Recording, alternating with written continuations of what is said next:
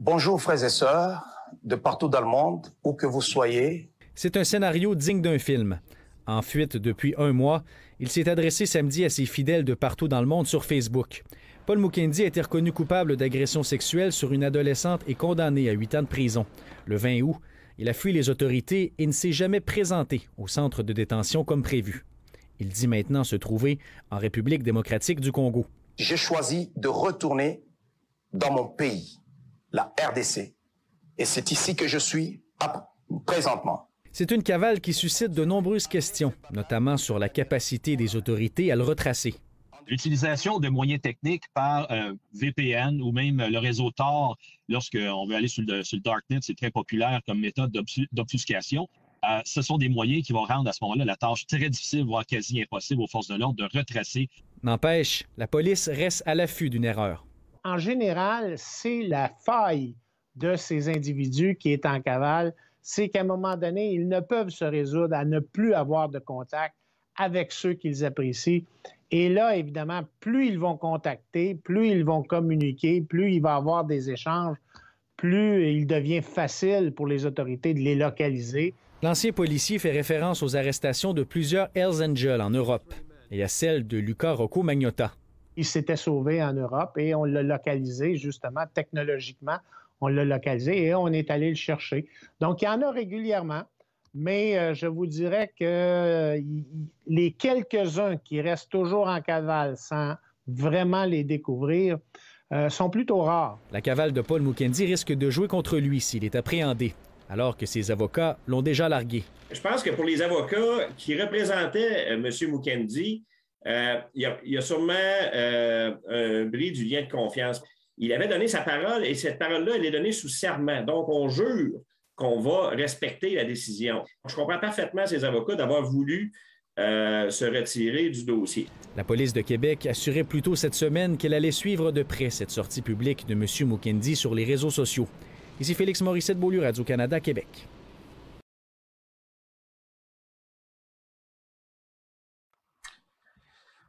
Bonjour frères et sœurs, de partout dans le monde, où que vous soyez.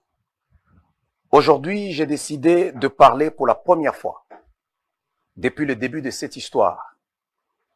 Je ne peux commencer autrement qu'en disant « Je suis innocent ».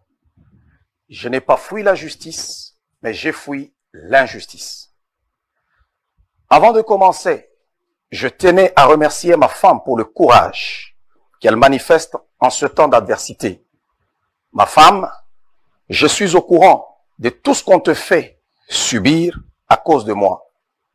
Toutes ces humiliations qu'on ne peut plus me faire subir maintenant sont dirigées contre toi. Ces perquisitions, arrestations arbitraires,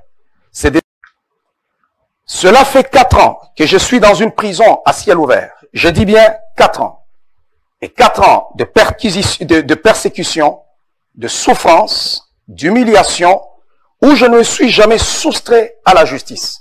J'ai été là, je n'ai jamais fui, je ne me suis jamais soustrait pendant tous ces 4 années.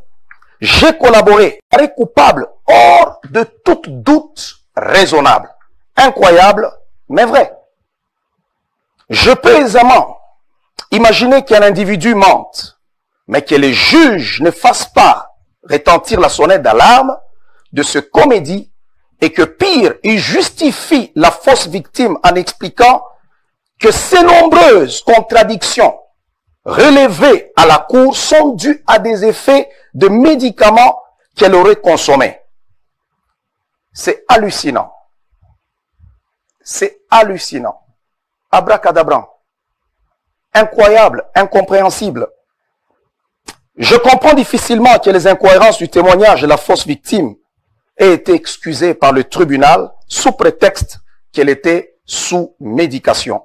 Ainsi donc, on peut condamner aussi facilement une personne à une lourde peine de 8 ans d'emprisonnement. Je dis bien 8 ans d'emprisonnement. Ce n'est pas 8 jours, ce n'est pas 8 semaines, mais c'est 8 ans d'emprisonnement sur base d'un témoin qui est sous l'effet de la drogue.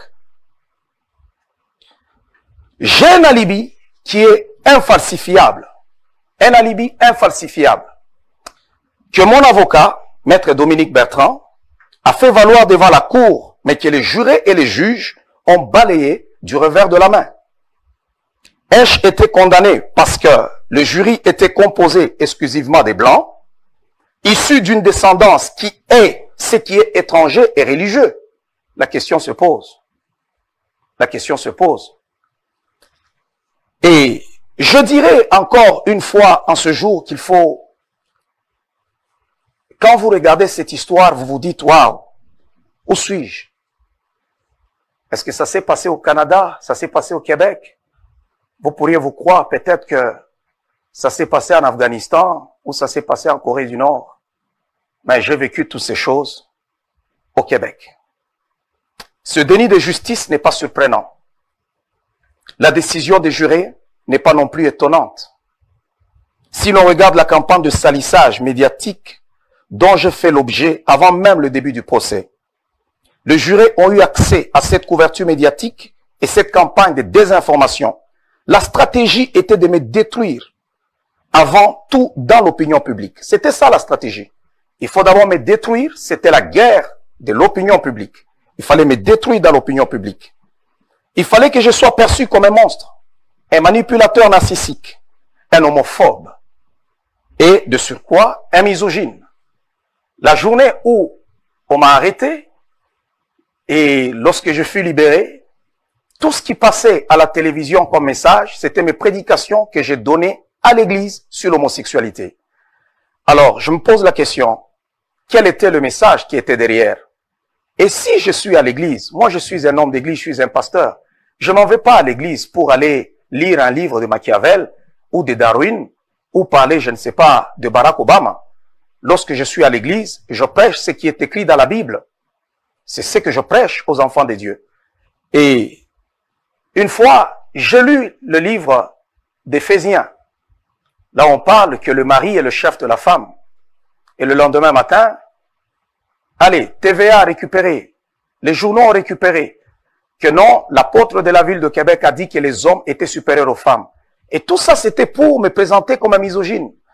Et pourtant, ce n'était pas vrai. J'avais même fait une mise en demeure à TVA.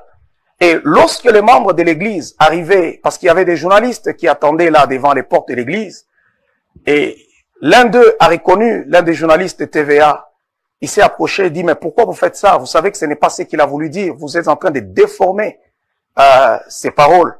La réponse était que, on le sait, mais on nous a dit de couvrir ça comme ça. Allez-y comprendre.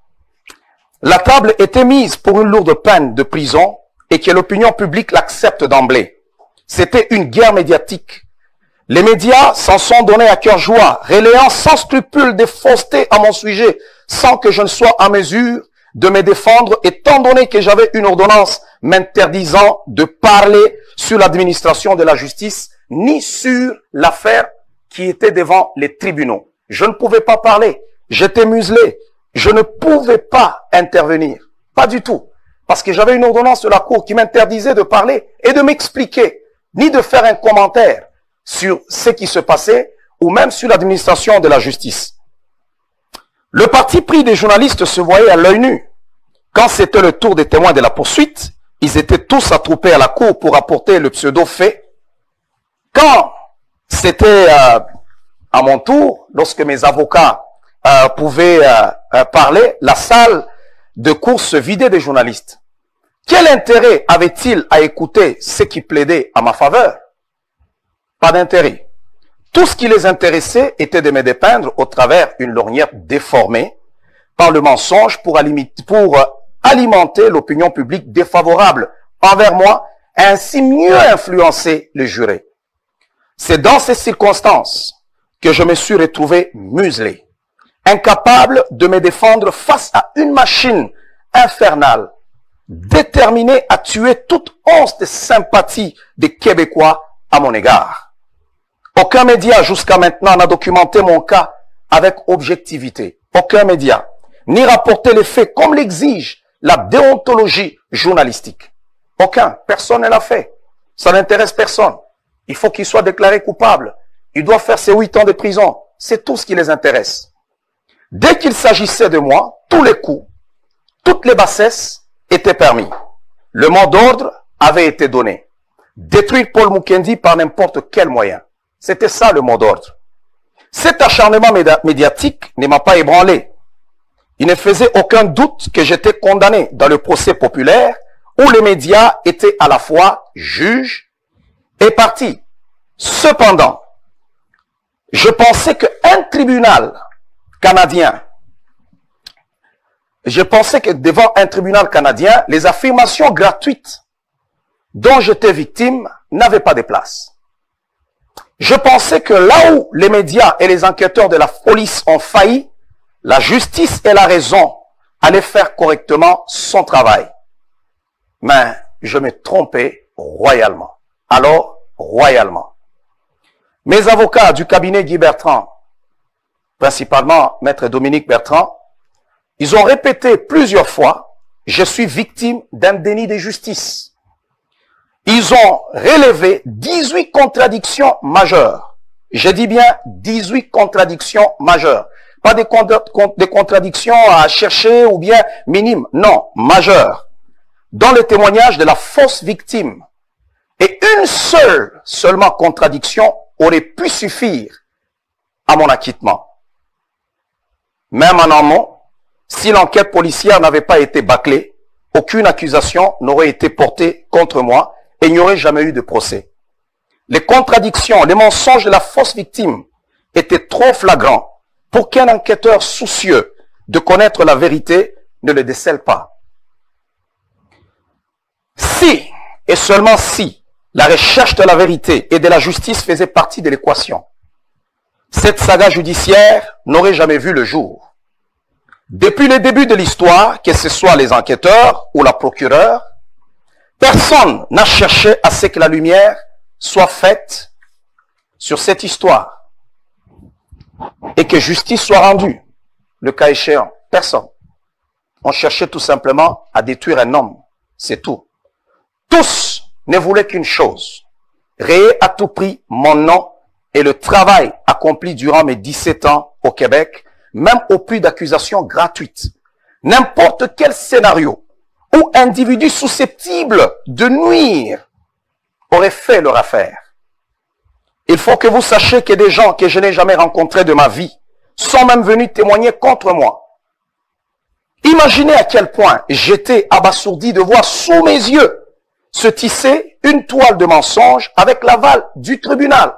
Pourtant, j'avais dit, je ne connais pas cet individu. Je ne le connais pas. Mais vous voyez l'individu venir témoigner contre toi devant un tribunal.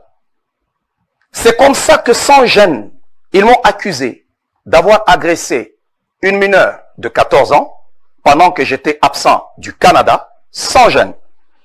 Comme si cela ne suffisait pas, ils ont rajouté encore un autre dossier d'une femme qui a presque l'âge de ma mère, disant que je l'avais violée. Est-ce qu'on peut comprendre cela?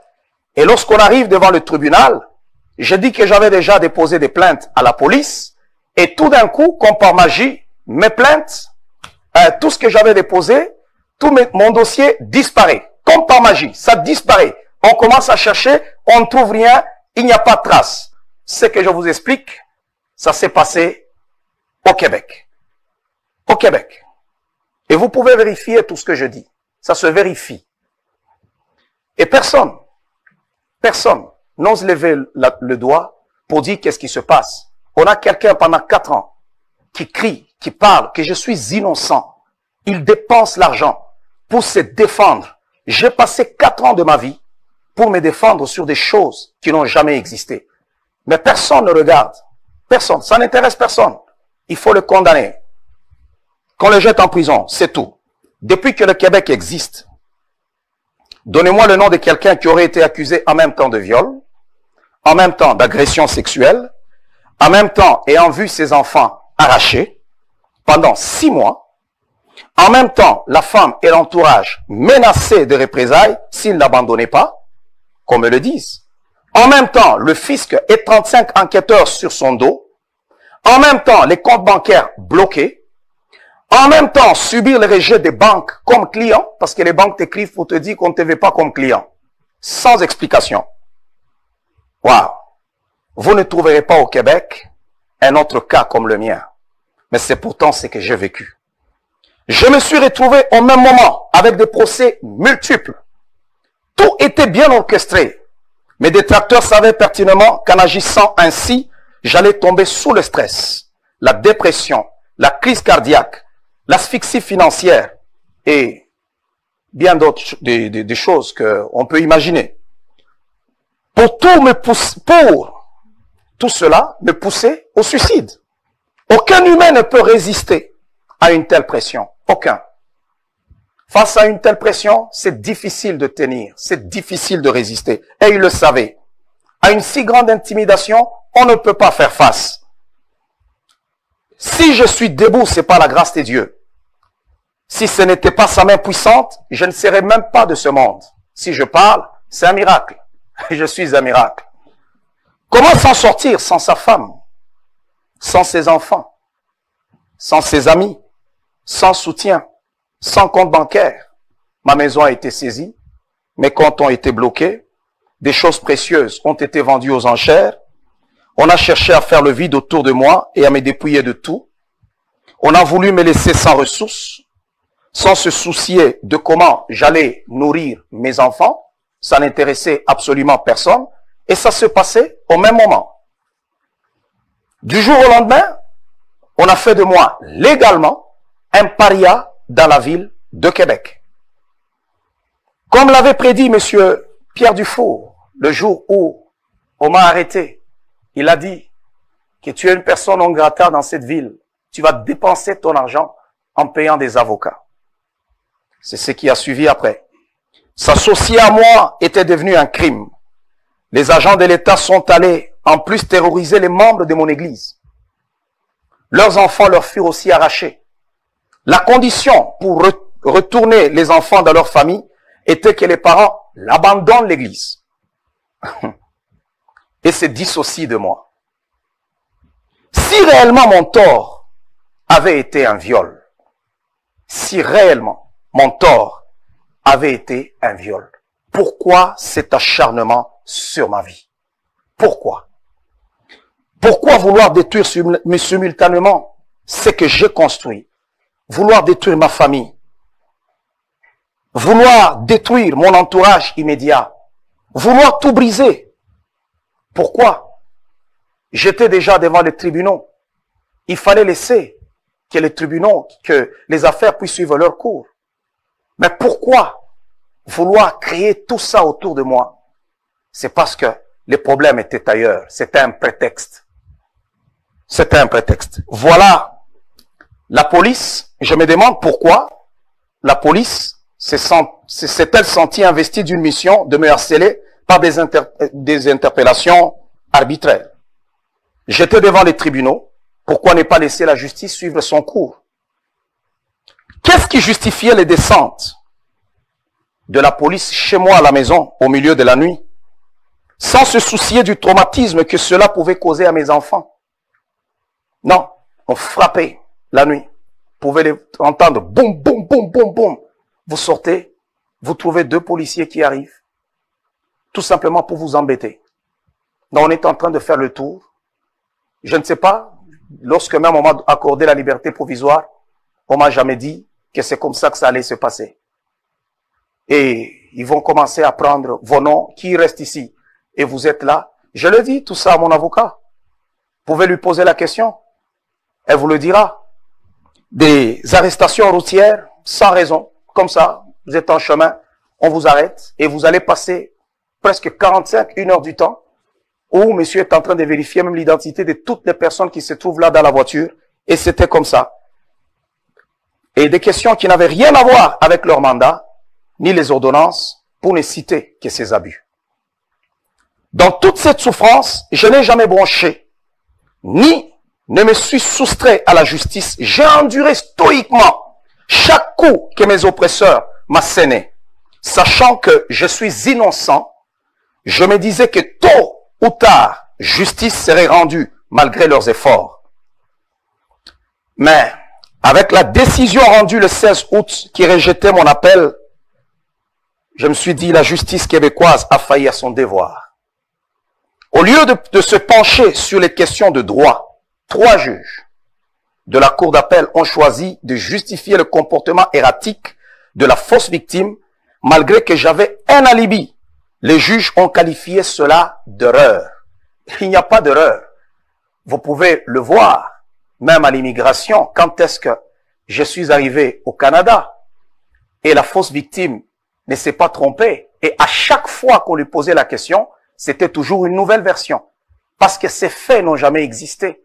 Elle les a jamais vécus. Voilà pourquoi elle ment. Devant les enquêteurs, elle dit une autre histoire. Devant la cour, elle dit une autre histoire. Le lendemain, si vous posez la question, l'histoire change parce qu'elle l'a jamais vécue. Et à chaque fois, mon avocat lui posait la question, lequel de ces 3 ou de ces 4 versions est la vérité? Elle a meublé ces 3 ans dont elle a dit que j'ai habité dans leur famille pendant que c'était 2 mois, mais elle a meublé.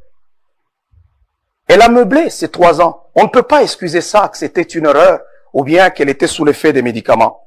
La fausse victime prétend avoir subi des agressions sexuelles sur plusieurs années. Pourtant, elle ne connaît même pas l'existence d'une cicatrice, une longue et grosse cicatrice dans mes parties intimes. Elle ne le connaît pas.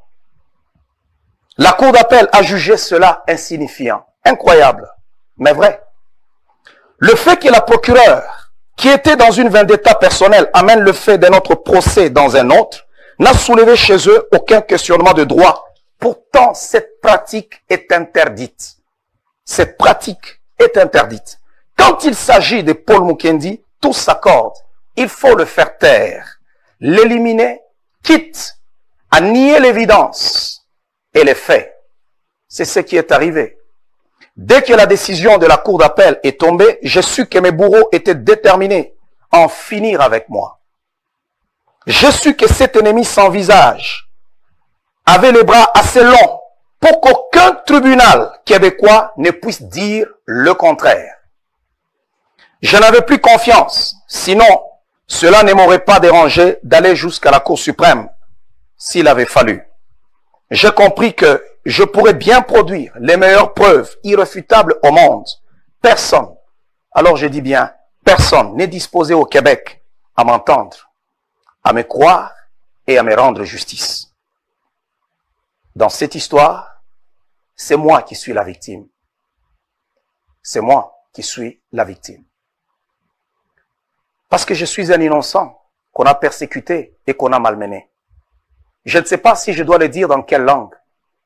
Que les choses dont vous m'accusez, vous me reprochez, ne se sont jamais produites. Faire face à une telle injustice, j'ai décidé de partir.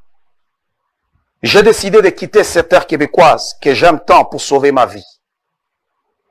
Je suis innocent. Si j'avais été coupable, en tant qu'adulte raisonnable, j'aurais fait ces 8 ans de prison. Je ne suis pas un homme qui fuit la conséquence de ses actes. Non, j'allais faire ces 8 ans. Je ne suis pas non plus prêt à faire 8 ans de prison pour des crimes que je n'ai pas commis. Non. Sachez que mon départ n'est pas un abandon. Je suis innocent et je ne cesserai de me battre. J'ai déjà plutôt mandaté un collectif d'avocats pour mener la cause devant d'autres instances. Dans quelques jours, le dossier sera déposé. Je ne veux pas cesser de me battre. Je le dois à ma famille, à ma femme, à mes enfants, à mon église et à tous ceux qui croient à mon innocence et au nom de tous ceux qui sont victimes, eux aussi, du système. Je veux amener cette fameuse procureure à présenter son dossier vide, qu'elle a réussi à faire passer pour vrai, avec le concours des médias et d'une justice corrompue.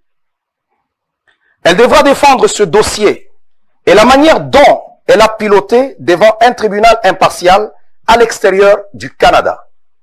Car je n'ai plus confiance en la justice québécoise. Qu'elle se prépare bien, car elle sera imputable de ses agissements. Sachez-le tous, je vais retourner. Mon désir est de retourner dans ma ville et auprès de mon église. J'ai le droit de vivre dans cette ville-là paisiblement comme tout bon citoyen. Je ne réalisais pas, depuis le début, à quel point cette histoire était suivie par beaucoup de gens aux quatre coins du globe. Je ne pouvais pas le réaliser. Plusieurs sont indignés de cette injustice. J'ai eu beaucoup de propositions d'asile. On m'a proposé d'aller dans beaucoup d'endroits, mais j'ai choisi de retourner dans mon pays, la RDC. Et c'est ici que je suis présentement, pour continuer à mener cette bataille que je gagnerai haut la main. En dépit de tout, la vérité est têtue. Et je pourrais dire encore une fois, pour terminer, je suis innocent, je suis victime de tout ce qui se passe, mon ennemi n'a pas de visage, mais cependant la vérité est têtue. Tout ce que je vous explique, je l'ai vécu. Les journalistes passent leur temps, parce que c'est comme ça que ça travaille avec les médias, à minimiser, à me traiter je ne sais pas comment. Les années d'âge adulte, la plus grande partie de mes années, je les ai passées au Québec. Je suis arrivé dans cette ville-là, j'avais 26, 27 ans. Et tout ce que j'ai construit, c'est en étant dans cette ville-là. Mais la journée où on t'accuse, c'est là qu'on te fait sentir que tu es un étranger. On te malmène, on te maltraite comme si tu ne méritais rien. Mais cependant, j'ai travaillé dur pour être ce que je suis. Je suis innocent et je ne veux pas baisser les bras. Je vais continuer à me battre parce que je suis victime d'une injustice. Et aujourd'hui, je dirais aux membres du ministère Paul Mukendi et à tous ceux-là qui me soutiennent dans le monde, tenez ferme, ne faiblissez pas, la bataille n'est pas encore terminée. Dieu ne ment jamais, la victoire est certaine. On peut tout falsifier, mais la vérité triomphe toujours. J'ai dit et je vous remercie. Que Dieu vous bénisse.